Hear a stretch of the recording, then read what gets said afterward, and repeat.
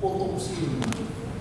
Kalau Anda seorang bisnismen, wajib Anda belajar atau menguasai hukum syariah mengenai bisnis.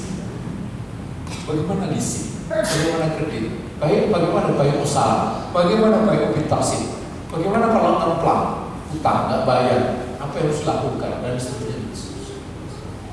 Kalau Anda seorang karyawan, wajib Anda mempelajari syariah mengenai karyawan sebagai ajir, ijaratul ajir. Kalau Anda bos punya perusahaan, Anda wajib mempelajari mengenai ijaratul ajir sebagai mustajir. Begitu seterusnya.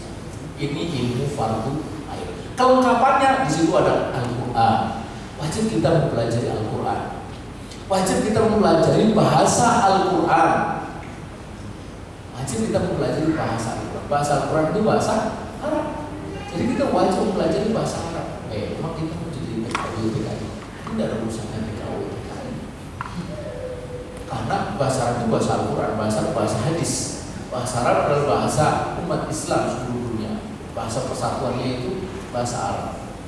Bahkan dalam satu hadis di dalam kitab Mutahharah hadis disebutkan bahasa ahli surga nanti itu bahasa Arab. Jadi kalau nggak bisa bahasa Arab nanti repot di surga. Ya, bisa ngomong mana surga mau minta ini misalnya. Ini nanti langsung bisa dengan sendirinya. Itu saja. Kalau bisa sendiri ngapain juga kita belajar sekarang? Kita belajar sekarang untuk sekarang. Kita ini sebagai seorang Muslim itu bisa lepas dari bahasa Inggris, tapi tidak akan mungkin bisa lepas dari bahasa Arab. Kenapa? Kita begitu bersemangat belajar bahasa Inggris, lihat orang tua kita. Kalau kita punya anak juga begitu, bahasa Inggris hebat. Tapi kenapa tidak sesemangat itu untuk belajar bahasa Arab? Kita tidak mungkin lepas dari bahasa Arab. Al-Quran bahasa Arab. Doa mungkin bisa pakai bahasa Sunda juga bisa. Tapi sholat tidak bisa pakai bahasa Sunda. Ya kan? Allah Akbar ganti Allah gede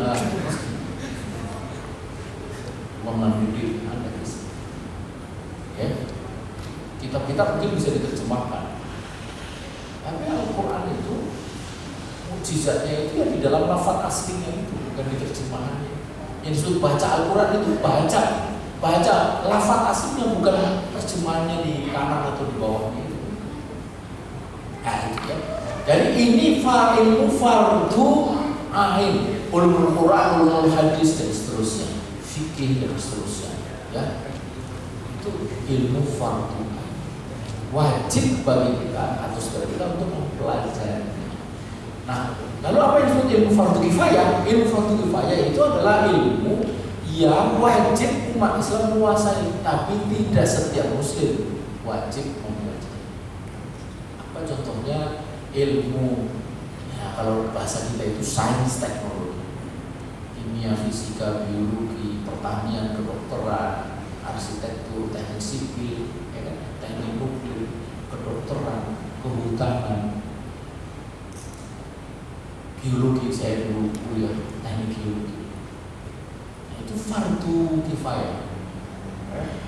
Nah, kita boleh saja mempelajari ilmu fardu kifayah, tapi jangan lupa ilmu fardu ain. Sekarang ini umat Islam banyak semangat mempelajari ilmu fardu kifayah, lupa pada ilmu fardu ain. Akibatnya dia Muslim tapi nggak ngerti apa-apa tentang Islam. Ketika disuruh dakwah, aku nggak ngerti apa-apa. Bagaimana aku bisa berdakwah? Berarti dia telah tidak melaksanakan satu kewajiban, yaitu kewajiban menuntut ilmu, kewajiban untuk mempelajari ilmu-ilmu fardu ain. Nah, kalau ini bisa kita lakukan, dua hal ini atau dua area ilmu ini, ilmu fardu ain dan ilmu fardu kifayah, maka inilah yang disebut sebagai kuliah. Ya, Anda kan kalau tiap pagi mau kuliah, aslinya sebenarnya kuliah, pakai sidah, lamnya itu L-nya itu kuliah, artinya mau menyeluruh. Kuliah dalam bahasa Inggris universal. Bahasa Latinnya universum. Masuk ke kita menjadi universitas. Jadi universitas itu dari kata kuliah. Kita ini mau kuliah. Yang terjadi kita sebenarnya bukan kuliah, tapi juz'iyah. Jadi besok lagi jangan ngomong kuliah, kamu mau juz'iyah. Karena yang dipelajari satu bagian ilmu aja fardu kifayah, sementara fardu ainnya lupa. Jadi kan kita mempelajari, ketika kita ingin mempelajari ilmu fardu ain, dibilang kamu masuk aja pesantren. Salah alamat kamu masuk ITB, salah alamat kamu masuk kedokteran. Harus pesantren. Begitu kita masuk pesantren, kita mempelajari fisika, kimia, biologi segala macam, iya ya, salah kamu. Jangan masuk sini, masuk ini di sana. Bingung kita.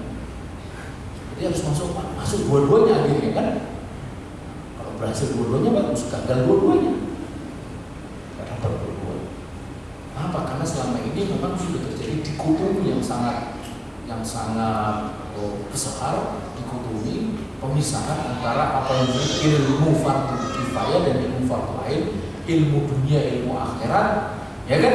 Sampai kelembagaannya pun juga terpisah, ya kan? Kalau ingin dapat porsi agama lebih banyak, masuklah apa? Madrasah. Di bawah departemen atau Kementerian Agama. Kalau sekolah di bawah Kementerian Pendidikan Nasional atau Pendidikan dan Kebudayaan. Madrasah itu bahasa Arab, bahasa Indonesianya sekolah. Sekolah itu bahasa Indonesia, bahasa Arabnya madrasah. Jadi dua-duanya madrasah. Dua-duanya juga sekolah sebenarnya. Tapi kenapa bisa begitu? Nah ini dikotomi. Akibat sekularisasi yang demikian panjang melanda negeri ini, akibatnya kemudian kita jadi korban. Kita jadi korban. Nah, disinilah nanti peran dakwah itu jadi sangat penting untuk menghentikan dikotomi tadi. Nah, kembali ke itu, jadi wajib bagi kita untuk menuntut ilmu, untuk belajar, ya, belajar ilmu fardu ain dan ilmu fardu kifayah. Kalau boleh kita pilih fardu kifayah dan wajib fardu. Kalau kita mempelajari, maka disitulah ya, pepatah mengatakan hanya orang yang punya yang bisa memberi, hanya orang yang tahu yang bisa memberi tahu. Di situ kemudian kita bisa melihat baliu'ani walau ayat. Jadi dakwah itu wajib setiap muslim, dan untuk bisa berdakwah dengan baik tentu kita harus memiliki bekal pengetahuan atau bekal ilmu. Tidak boleh orang muslim mengatakan aku tidak ngerti agama. Harusnya dia mengerti karena itu kewajiban ya. Oke, berikutnya. Jadi dakwah itu kewajiban setiap muslim, bukan kewajiban orang per orang, ustazah, ajengan, kiai atau apapun namanya. Dan dakwah itu jangan diartikan seperti sebagian orang mengartikan aku nggak bisa berdakwah. Maksudnya apa? Itu ceramah. Oh bukan. Ceramah itu bagian dari dakwah. Tapi dakwah tidak sekedar ceramah. Ya, tabligh akbar. Tidak begitu. Ada sebagian orang bisa tabligh, bisa ceramah. Tapi tidak sedikit orang yang tidak bisa. Tidak bisa ceramah. Tidak bisa tabligh. Utsman bin Affan itu termasuk sahabat yang nggak bisa ngomong apa, nggak bisa banyak ngomong, tidak seperti Ali bin Abi Thalib. Kali dia suruh ceramah, dia bilang, dia beri assalamualaikum, ittaqillah haitsu ma kunta, assalamualaikum warahmatullahi wabarakatuh. Jadi kita mesti bedakan antara dakwah dengan ceramah. Ceramah bagian dari dakwah. Jadi dakwah tidak selalu. Jadi dakwah itu intinya apa? Dakwah itu intinya merubah. Merubah apa? Merubah manusia. Jadi dakwah itu manusia. Manusia. Karena inti dari kehidupan itu manusia. Inti dari peradaban itu manusia. Inti dari semua masalah kehidupan itu manusia. Coba Bapak Ibu sekalian, saudara-saudara sekalian sekarang sebut masalah apa? Kemiskinan manusia. Korupsi manusia. Apa? Perang. Siapa yang perang? Manusia. Apalagi woman trafficking kan? Iya manusia. Ada yang nolong, ada yang dicolong kan gitu. Apalagi kemiskinan manusia. Jadi merubah manusia, merubah apanya? Merubah pikiran. Manusia itu digerakkan oleh pikiran. Oh ini sekalian kenapa ibu kalau bapak di sini pakai kerudung? Karena pasti pernah dulu nggak pakai kerudung? Mungkin pernah. Ingat dulu ketika pertama kali pakai kerudung itu apa yang mendorongnya atau apa yang menyebabkan pakai kerudung? Pasti ada terjadi perubahan pikiran kan tentang apa? Tentang makna kesucian, makna ketaatan, makna kecantikan bahkan. Berubah pikiran, akhirnya berubah perilakunya, berubah pakaiannya. Jadi pikiran itu, kenapa? Siapa sih di sini yang terkenal berubah? Gitu Rolis, dulunya terus jadi begitu, masih berubah pikiran. Siapa lagi? Inneke Koesherawati, dulunya kayak begitu, sekarang kayak begitu, kayak apa? Cari sendiri. Berubah ya, saya pernah membaca. Begitu juga dengan ada satu yang menarik itu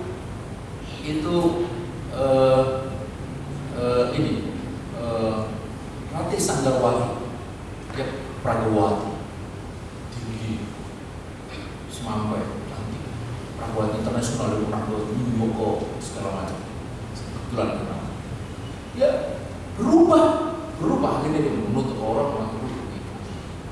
Dia berubah karena setelah dia mikir begini, aku ini sudah ibadah yang berat-berat, yang jauh-jauh, yang mahal-mahal, maksudnya apa, umroh haji, jauh, ibadahnya jauh, mesti ke sana. Gak ada umroh di Cihampelas atau di umroh mesti ke sana, haji mesti ke sana, jauh, mahal, kasih biaya, pesawat, hotel, makan, berat. Haji itu fisik, tawaf juga nggak boleh kurang dari 7, 6 nggak boleh, 5,5. Sa'i juga begitu. Apalagi nanti lempar jumroh sampai kayak kemarin kita, membuktikan bahwa perlu waktu fisik sana. Dia bilang aku ini sudah ibadah yang berat-berat, ibadah yang jauh, yang mahal. Tapi mengapa untuk ibadah yang sangat dekat, bahkan nempel pada tubuh saya? Sangat mudah orang itu menyangkut tubuh saya, sangat mudah, sangat dekat, dan sangat murah. Tahu karena saya juga harus berpakaian, kenapa tidak dilakukan? Jadi dia mikir dengan cara seperti itu. Akhirnya dia putuskan tinggalkan semua pakaian-pakaian yang tutup. Jadi berubah pikiran. Dakwah itu merubah pikiran. Umar bin Khattab menjadi begitu. Setelah berubah pikiran, hari ini berubah pikiran.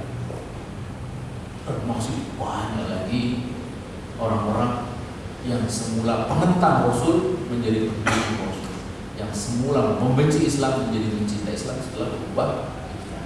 Jadi dakwah merubah pikiran, kemudian merubah apa? Merubah perilaku.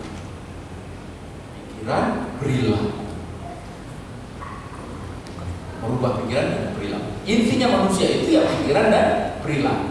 Perilaku itu menyangkut nanti ibadahnya, pakaiannya, minumannya, dan kehidupannya, lifestyle-nya segala macam. Jadi dakwah itu dari apa? Dari jahiliyah kepada Islam. Apa itu jahiliyah? Jahil, juhala, itu bodoh, nir ilmu, itu ilmu, tanpa ilmu, itu jahiliyah. Jadi peradaban jahiliyah itu peradaban tanpa ilmu, menuju pikiran dan perilaku Islami dengan ilmu. Ilmu itu datang dari Allah Subhanahu wa taala. Tanpa ilmu datang dari Allah, tanpa ilmu dari Allah Subhanahu wa taala, maka sebenarnya kehidupan manusia itu kehidupan jahiliyah. Dan sekarang ini menurut Muhammad Ghazali itu jahiliyah fi asil Qur'an. Jahiliyah abad 21. Itu buku ditulis tahun 1900-an sekian. Jadi abad 20. Kita lihat dalam banyak hal itu jahiliyah abad 20 ini lebih jahiliyah dibanding jahiliyah di masa dulu. Ingat, di masa Musa, Nabi Musa itu bayi laki-laki itu bayi perempuan yang dibunuh.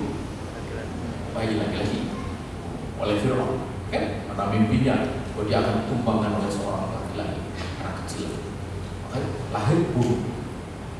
Di masa Rasulullah SAW, jahiliyah di masa Rasulullah SAW, bayi laki-laki itu perempuan dibunuh, bayi perempuan. Jadi di masa Musa bayi laki-laki, di masa Rasul bayi perempuan. Sekarang ini coba kita lihat, yang dibunuh bayi laki-laki itu perempuan, dua-duanya. Bahkan belum jelas laki dan perempuan sudah dibunuh. Kan? Kalau dulu laki bunuh ya, masa Rasulullah SAW perempuan bunuh ya. Sekarang belum jelas laki-laki dan perempuan sudah dibunuh. Aborsi, dan aborsi itu besar sekali juga di Asia Tenggara, itu lebih dari 4 juta. Jadi dalam banyak hal ini lebih jahiliyah dibanding sebelumnya. Nah, kita dakwah itu bertugas atau bekerja untuk merubah orang, pikiran dan perbuatannya dari jahiliyah kepada Islam, dari yang sudah Islam menjadi lebih Islam lagi. Karena itu dakwah kita itu kepada 2 objek utama. Yang pertama adalah dakwah kepada orang Islam. Kita semua ini, kita ini adalah dai dan sekaligus mat'um. Dai itu orangnya, mat'um itu objeknya, subjek dan objek. Kita sebagai seorang muslim itu tetap perlu nasihat. Karena itulah kita laki-laki ini wajib sholat Jumat, wajib untuk mendengar nasihat dari khotib. Khotib pun juga menasihati dirinya sendiri kan. Usini wa iyyakum bitaqwallah, usikum wa iyaya bitaqwallah. Itu kan sebenarnya sedang menasihati diri sendiri untuk bertakwa. Jadi dakwah kepada umat Islam, dakwah kepada orang Islam untuk apa? Untuk meningkatkan saksiyah Islamnya, kepribadian Islamnya, meningkatkan imannya, meningkatkan akidahnya supaya lebih kokoh, dan meningkatkan ketaatannya kepada Allah Subhanahu wa Ta'ala.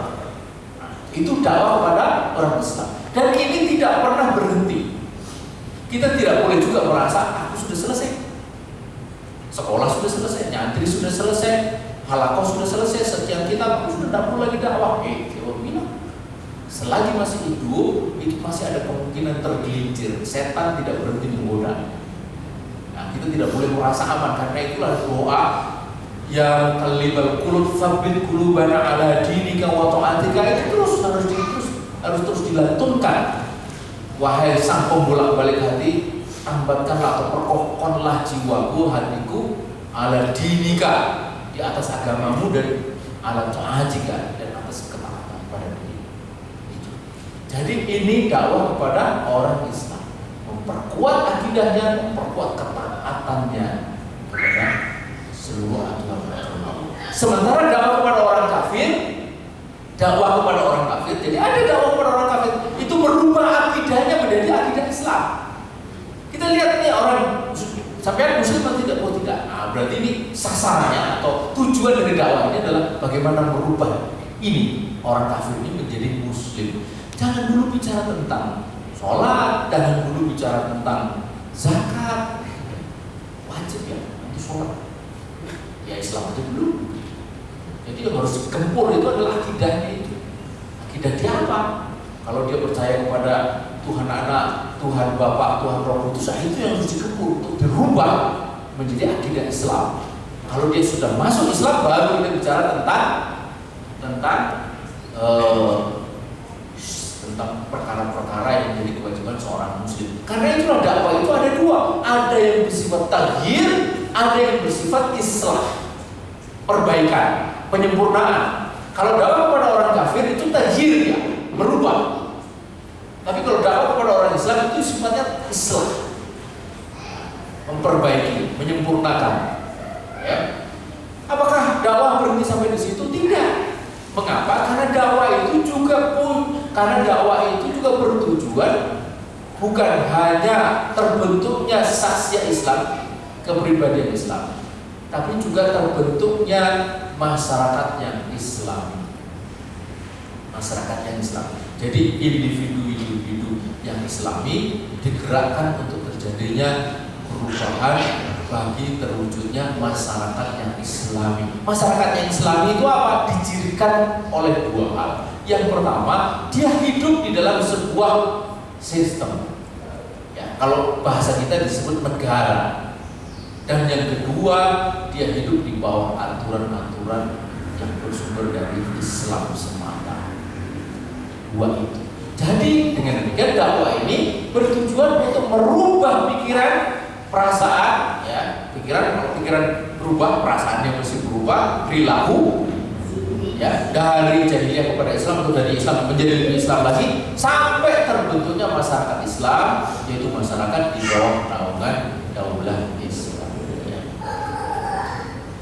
Dari sampai di sini sebenarnya sudah sangat jelas kemana dakwah ini harus kita gerakkan. Kita ini setiap muslim wajib berdakwah dengan arah yang sudah ditentukan, dan itu yang dilakukan oleh Rasulullah.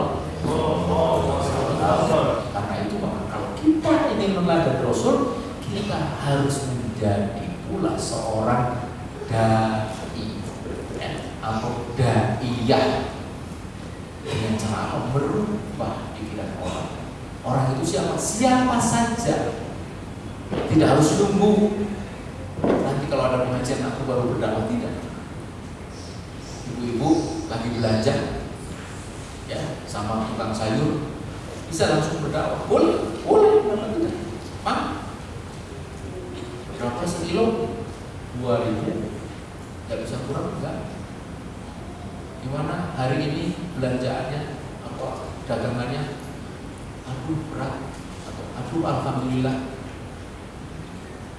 Ya memang situasi lagi sulit, Mang. Tapi kita sebagai seorang yang bertakwa, beriman kepada Allah, harus yakin bahwa rezeki teh di tangan Allah. Nah, gitu jadinya orang Sunda. Rezeki teh harus pakai teh di tangan Allah semata. Mang suka nipu-nipu timbangan tuh. Oh, wah, sebab ini apa juga? Cara yang haram tidak menambah rezeki, cara yang halal tidak akan mengurangi rezeki. Oh begitu ya, Neng? Iya, Mak.